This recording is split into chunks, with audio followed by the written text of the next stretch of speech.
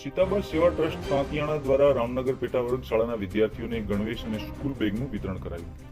છેલ્લા કેટલાય વર્ષોથી જરૂરિયાતમંદ લોકોને સાધન સામગ્રી, રાશન કીટ, શાળાના જરૂરિયાતમંદ વિદ્યાર્થીઓને અભ્યાસ માટે રોકડ, ફી, મેડિકલ કેમ્પ સહિતની વિવિધ સામાજિક પ્રવૃત્તિઓ કરતા સીતાબા સેવા ટ્રસ્ટ તાંતિયાણા દ્વારા સરહદી સુઈગામ તાલુકાના લીંબોણી પ્રાથમિક શાળા હસ્તકની રામનગર પેટાવર્ગ શાળાના 30 વિદ્યાર્થીઓને ગણવેશ તેમજ સ્કૂલ બેગનું વિતરણ કરવામાં આવ્યું હતું. શાળામાં અભ્યાસ કરતા ગરીબ અને મજૂર વર્ગના બાળકોને સ્કૂલ ડ્રેસ તેમજ સ્કૂલ બેગ આપવામાં આવતા વિદ્યાર્થીઓના ચહેરા ખીલી ઉઠ્યા હતા.